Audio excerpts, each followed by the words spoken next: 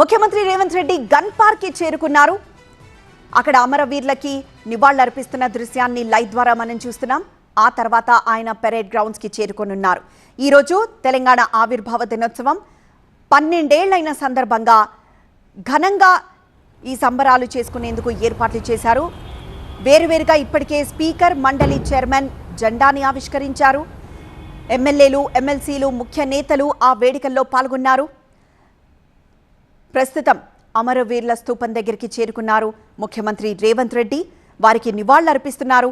అక్కడి నుండి ఆయన పెరేడ్ గ్రౌండ్స్కి వెళ్లనున్నారు.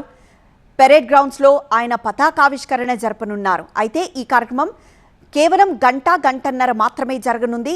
ఎండల తీవ్రత దృష్ట్యా సమయాన్ని తగ్గించి కార్యక్రమాన్ని గంటన్నర పాటు మాత్రమే నిర్వహించనున్నారు.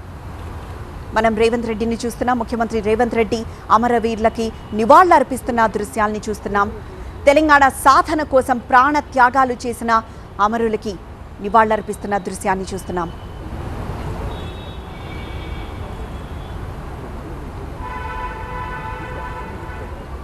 తెలంగాణ రాష్ట్రం ఏర్పడి పుష్కర కాలమైంది. దాంతో రాష్ట్ర వ్యాప్తంగా పెద్ద ఎత్తున వేడుకలు జరుగుతున్నాయి.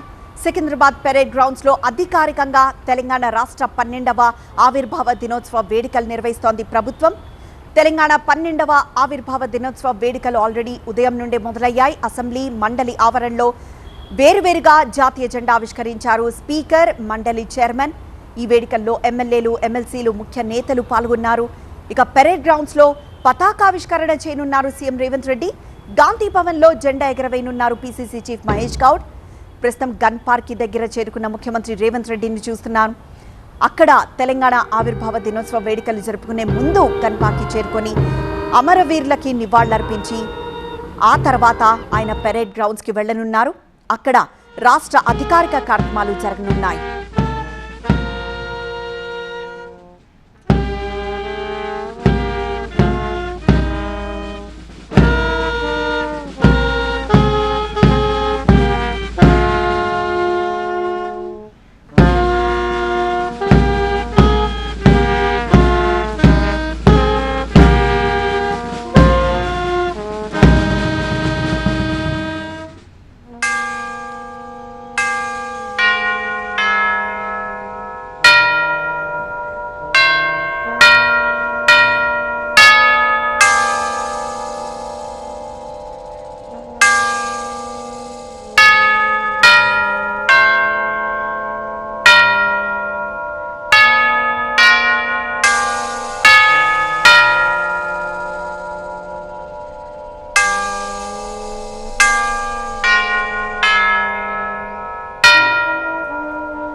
గన్ పార్క్ నుండి లైవ్ దృశ్యాలు చూస్తున్నాం. అమరవీరులకు నివాళులర్పించిన తర్వాత పెరేడ్ గ్రౌండ్స్ లో రాష్ట్ర ప్రభుత్వం అధికారికంగా నిర్వహిస్తున్న కార్యక్రమాల్లో పాల్గొనబోతున్నారు ముఖ్యమంత్రి రేవంత్. అయితే అంతకుముందు తెలంగాణ ప్రజలకు రాష్ట్ర ఆవిర్భావ దినోత్సవం శుభాకాంక్షలు చెప్పారు సీఎం రేవంత్.